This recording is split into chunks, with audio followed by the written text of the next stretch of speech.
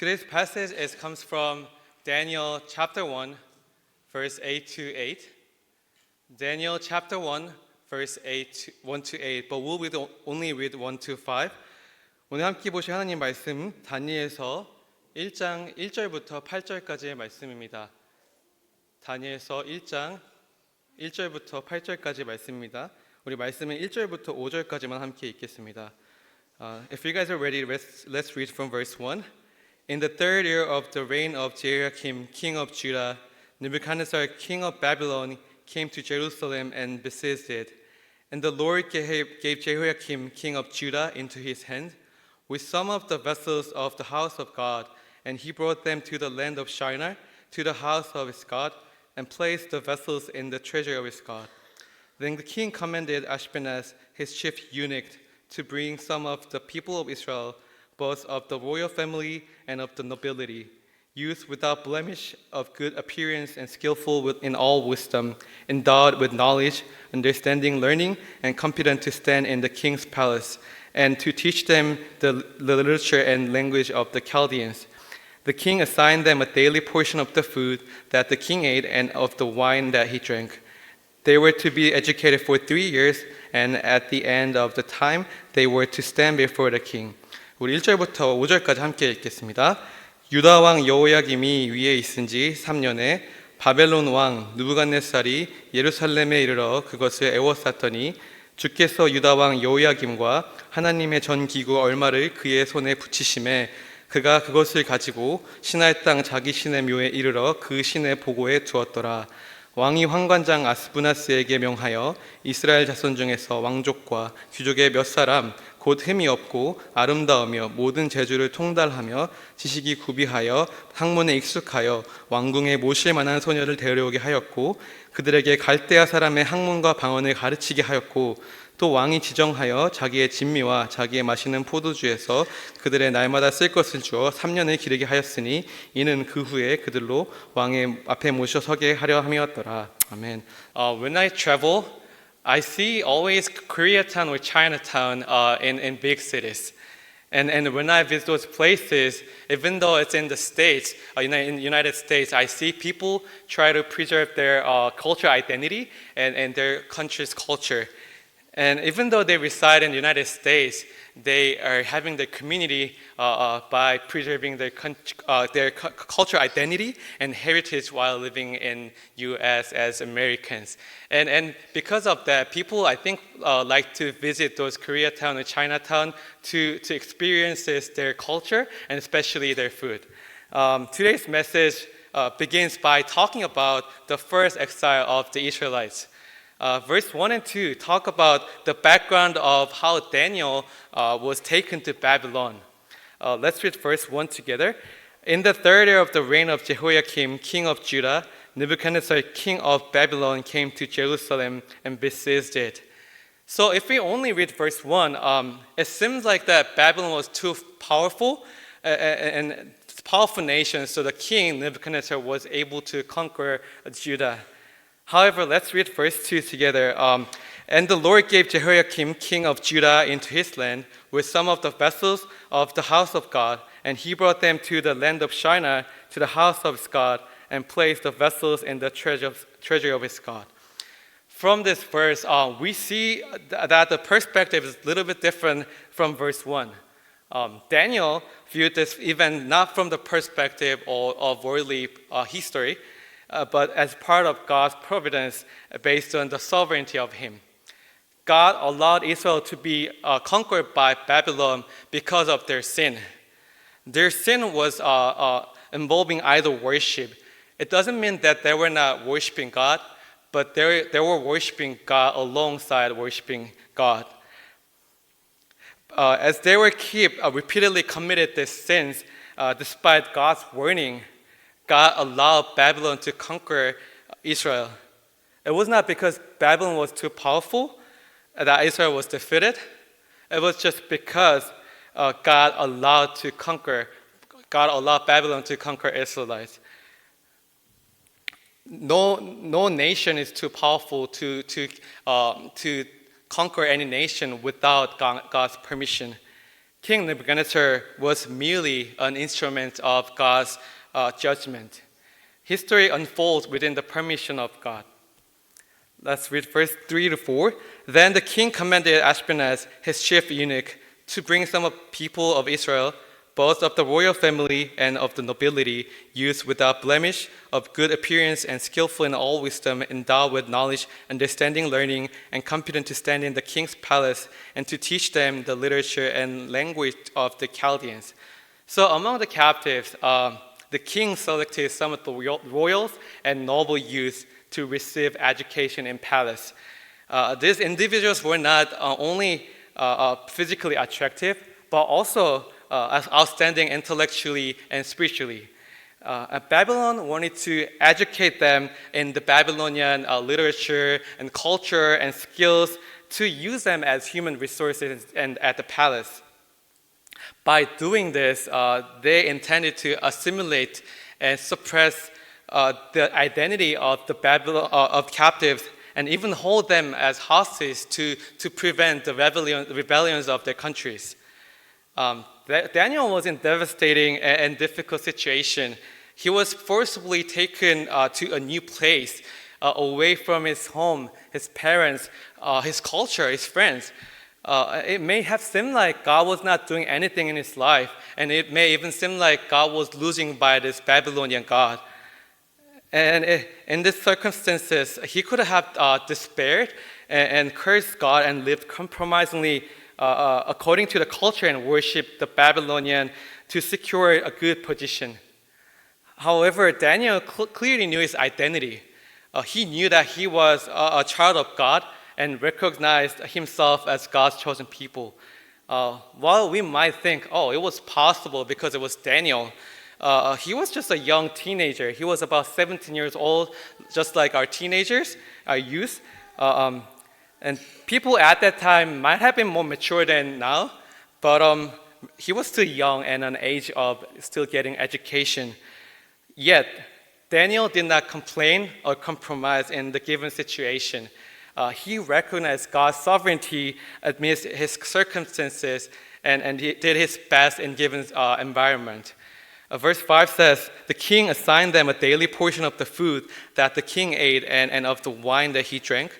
They were to be educated for 3 years, and at the end of the time, they were to stand before the king.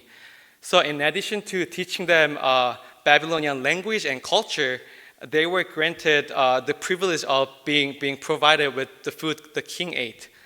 These dishes were significantly different than the ordinary food. These dishes were mainly of expensive, rich and greasy meat. However, there was a problem with this food. Most likely the food they ate at that time would have been offered as sacrifice to foreign gods. And moreover, it was not prepared according to the Mosaic law as they are following.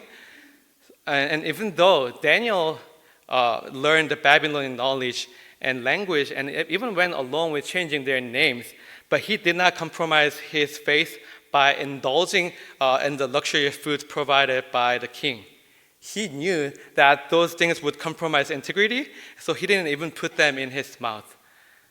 So through today's passage, what I would like to share with especially our youth group is we must firmly establish our identity as children of Christ and not compromise our faith.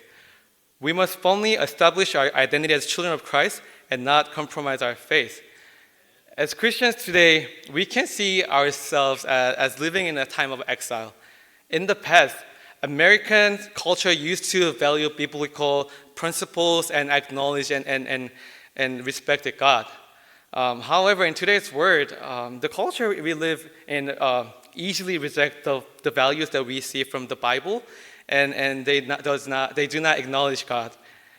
In that sense, we can consider ourselves living in the time of exile as followers of God.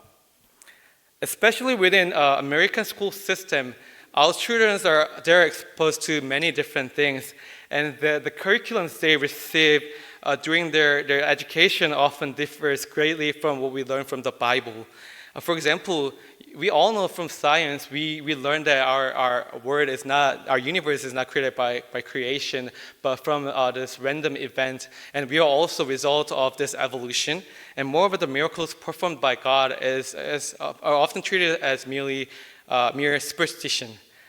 However, this does not mean that we should reject our education provided at school.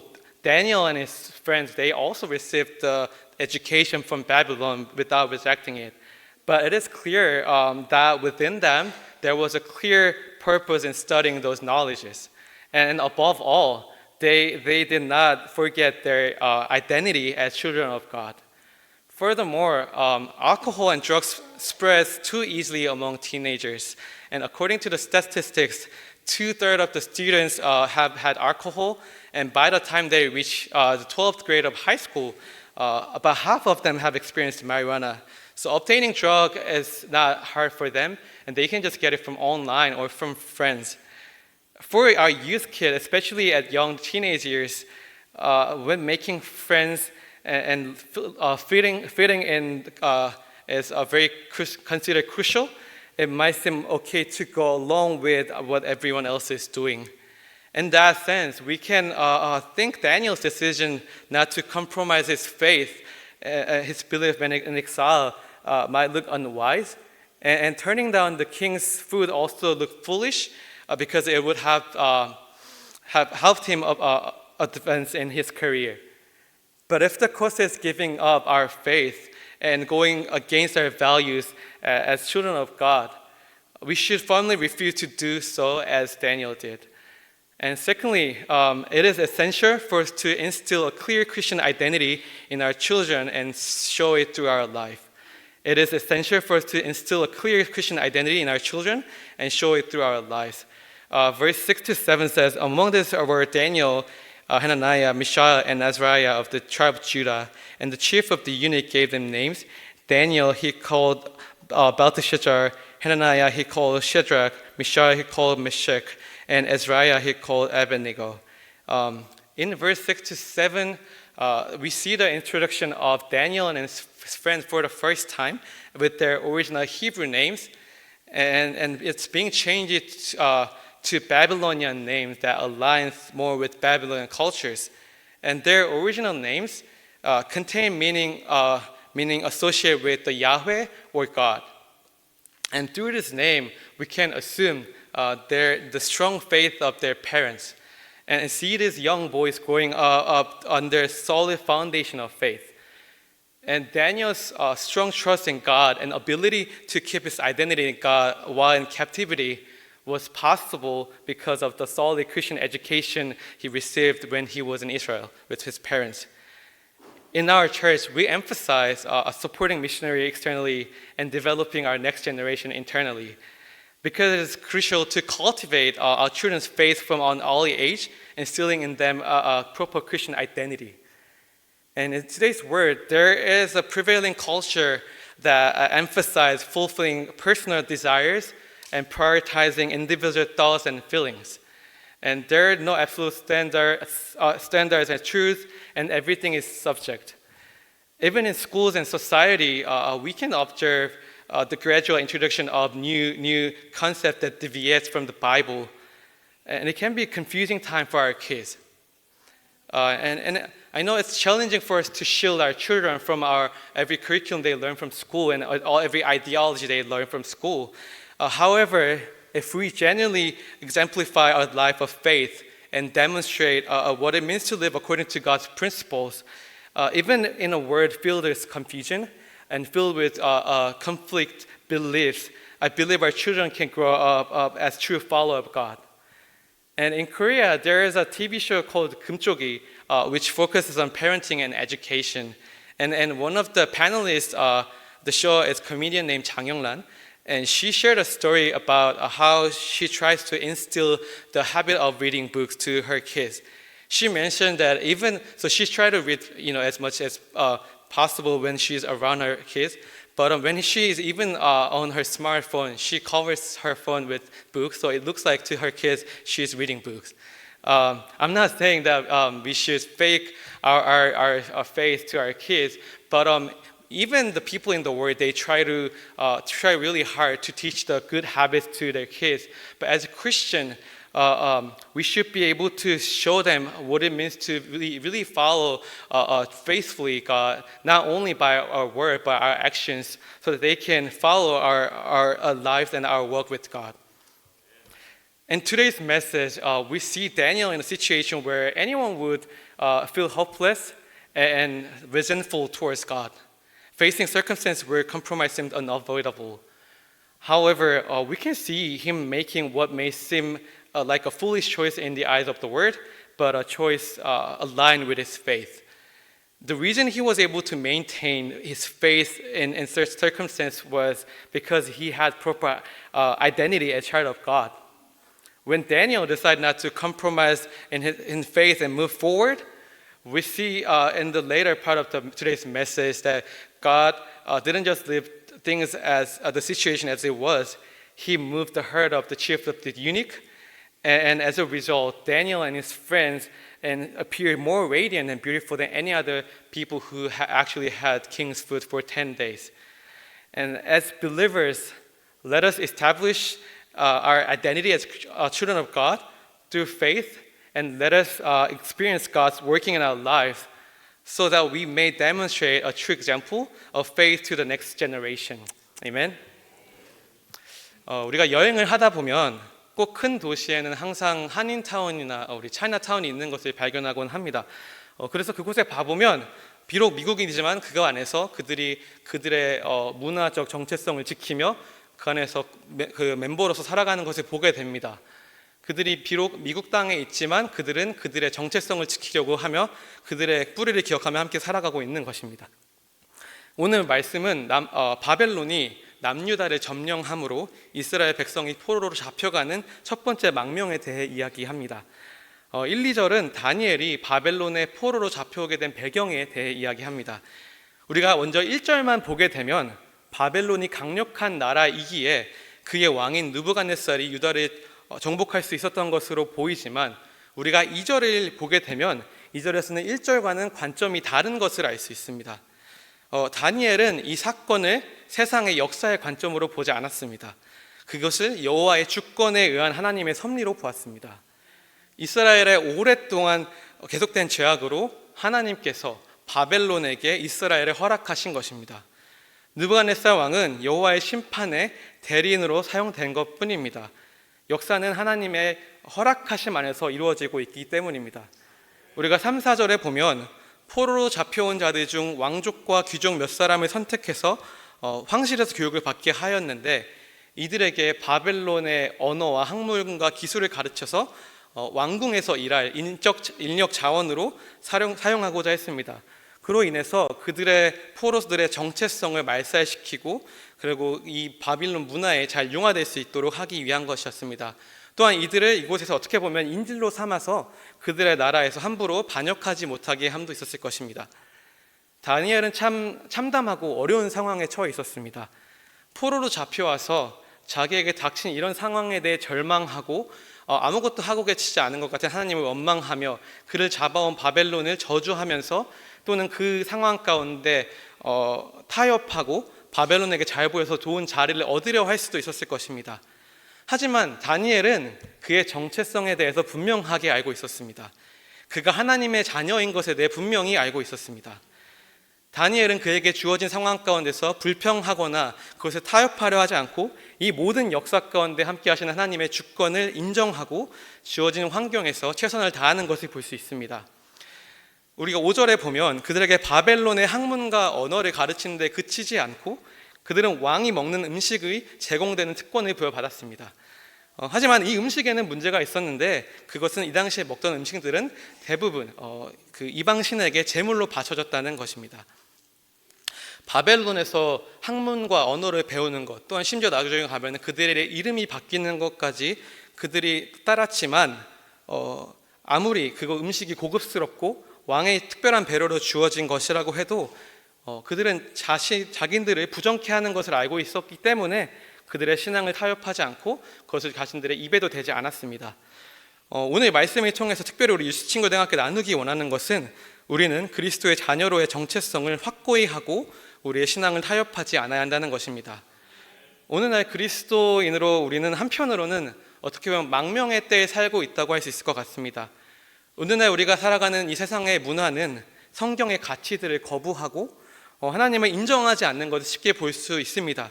그런 의미로서 우리는 믿음의 사람으로 망명의 때를 살아가는 것이라고 생각할 수 있습니다. 우리가 특별히 미국의 학교 시스템들 안에서 우리 아이들이 정말 다양한 많은 것들에 노출이 됩니다. 우리 아이들이 교육을 받는 데에는 그 커리큘럼들은 우리가 성경을 통해 배우는 것과는 또 많이 다른 것을 우리가 알고 있습니다. 그렇다고 우리가 이 학교의 교육을 거부해야 한다는 이야기를 하는 것은 아닙니다. 다니엘도 바벨론에서 그 나라의 교육을 받았으며 그것을 거부하지 않았습니다. 하지만 분명한 것은 그들 안에는 그 학문을 공부하는 가운데 분명한 목적이 있었으며 그들은 더욱 무엇보다 중요하게 하나님의 자녀라는 정체성을 분명히 가지고 있었습니다. 또한 우리 아이들 사이에서 정말 술과 마약들이 정말 너무 쉽게 퍼져 있는 것을 볼 수 있습니다. 우리가 통계 자료만 보더라도 정말 3분의 1의 학생들이 정말 술을 마신 적이 있고 12학년이 될 때쯤에는 절반가량의 학생들이 대마초를 경험한다고 합니다. 이들이 마약을 구하는 것은 그렇게 어렵지 않고 온라인을 통하여서 또 친구들을 통하여서 구하고자 하면 쉽게 구할 수 있습니다. 우리 유스 친구들이 어린 나이에 특히 친구가 중요한 때 그 친구들과 어울리는 것 중요하게 생각할 수 있다고 생각됩니다. 또한 다들 아무렇지 않게 하기 때문에 괜찮다고 생각할 수 있습니다. 하지만 그래서 다니엘을 둘러싼 환경을 보면 다니엘이 타협하지 않고 그 자신만의 길을 가는 것이 말이 안 된다고 생각할 수 있으며 또 왕이 주는 음식을 거절하는 것은 어떻게 보면 그의 성공의 길을 가로막는 어리석은 행동이라고 볼 수도 있습니다. 하지만 그것이 우리가 하나님의 자녀로서 나의 신앙을 타협하게 하고 나의 신앙을 더럽힌다면 우리는 확실하게 그것을 거부할 수 있어야 합니다. 우리가 둘째로 우리는 우리 자녀들에게 확실한 그리스도인의 정체성을 심어줄 수 있어야 하며 우리 삶을 통해서 그것을 보여줄 수 있어야 합니다. 우리 6절에서는 처음으로 오늘 등장인물들의 이름이 나옵니다. 환관장은 그들의 이름을 고쳐서 바벨론 문화에 더 쉽게 융화되도록 바벨론식으로 고치게 됩니다.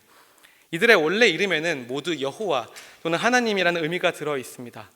우리가 이러한 이름을 통해서 이들의 부모의 신앙이 얼마나 견고했는지 짐작할 수 있고 또 이들이 어려서부터 철저한 신앙의 기초 아래에서 자라났다고 생각할 수 있습니다.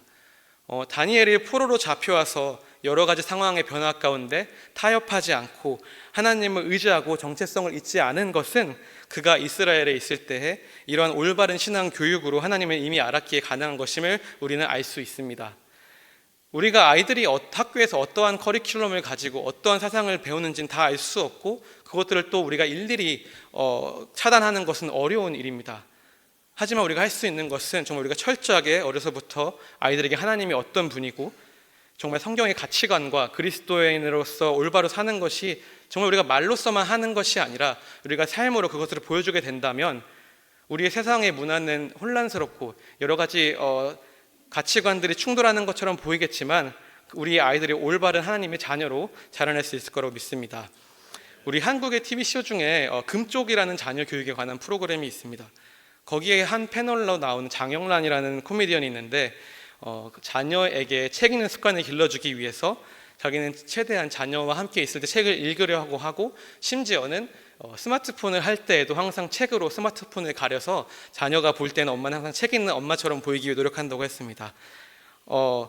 세상에 있는 세상의 사람들도 자기 자녀에게 좋은 습관을 길러주기 위해 이런 노력들을 합니다. 물론 우리가 신앙인으로서 우리 신앙을 거짓되게 하시는 안 되겠지만 우리가 적어도 우리 자녀들에게 우리 아이들에게 정말 이 믿음의 자녀로서 신앙인으로서 살아가는 것이 어떤 것인지를 우리가 매일 삶 가운데 보여줄 수 있도록 노력할 수 있어야 합니다. 말씀을 정리하겠습니다. 오늘 말씀에서 다니엘은 누가 봐도 정말 절망할 수밖에 없고 하나님을 원망하면서 그 상황 가운데 타협할 수밖에 없는 상황에 있었지만 또한 믿음 가운데 올바로 섬으로써 어쩌면 세상 사람들이 보기에는 바보 같은 길을 선택하는 것을 볼 수 있습니다. 그가 이러한 상황 가운데서도 그의 믿음을 지킬 수 있었던 것은 그 가운데 하나님 자녀로서의 올바른 정체성이 있었기 때문입니다. 다니엘이 믿음으로 상황 가운데 타협하지 않기로 결단하고 나아갔을 때 오늘 말씀 뒷부분에서 볼 수 있듯이 하나님은 그 상황을 그냥 두지 않으셨습니다.